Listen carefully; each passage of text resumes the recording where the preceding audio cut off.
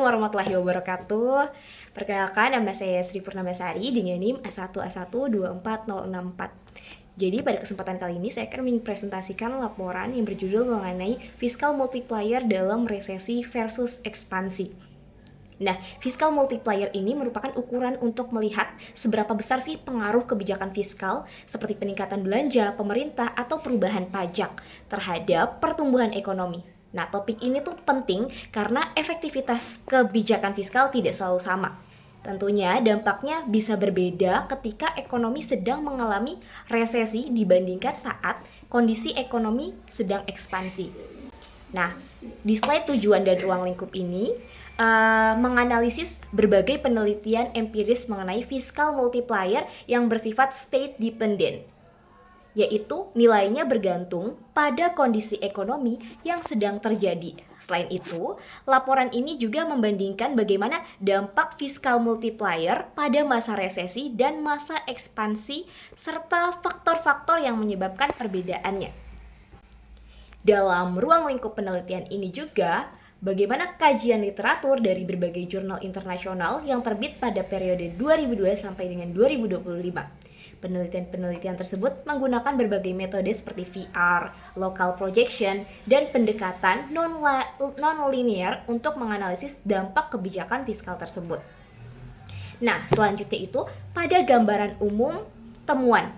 Di hasil kajian ini teman-teman menunjukkan bahwa penelitian mengenai fiscal multiplier mengalami peningkatan yang cukup pesat, terutama pada tahun 2020 hingga 2023. Metode VR masih menjadi metode yang paling banyak digunakan, tetapi metode local projection dan model non-linear juga semakin berkembang karena dianggap mampu menjelaskan perbedaan kondisi ekonomi dengan lebih baik.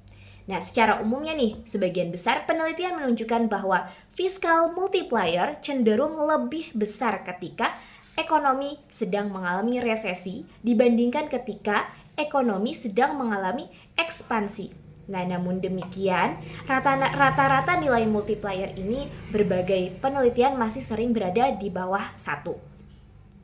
Nah, berikutnya ini mengenai bukti utama nilai multiplier pada resesi dan zero lower bound atau ZLB. Penelitian Gesip dan Zanetti tahun 2022 menunjukkan bahwa ketika ekonomi mengalami resesi dan suku bunga berada pada kondisi zero lower bound, nilai fiskal multiplier berkisar antara 3,56 hingga 3,79. Nah, sedangkan pada kondisi resesi biasanya nilainya berada di kisaran 2,31 hingga 3,05.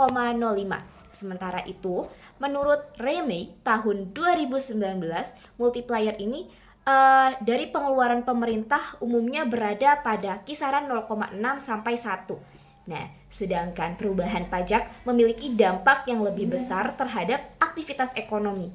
Hal tersebut menunjukkan bahwa kondisi ekonomi sangat mempengaruhi efektivitas kebijakan fiskal. Slide selanjutnya ini mengenai heterogenitas antar wilayah dan sektor. Penelitian Bernardini dan rekan-rekan menunjukkan bahwa saat ekspansi nilai multiplier hanya sekitar 1, namun pada beberapa negara bagian di Amerika Serikat ketika mengalami resesi nilainya bahkan bisa lebih dari 4. Nah, selain itu, penelitian Bowkes dan rekan-rekan menemukan bahwa model multisektor menghasilkan multiplier sekitar 75% lebih besar dibandingkan model satu sektor. Nah, artinya kita lihat struktur ekonomi suatu negara juga mempengaruhi besar kecilnya dampak kebijakan fiskal. Nah, slide selanjutnya juga ini kita bakalan melihat peran kondisi kredit dan likuiditas.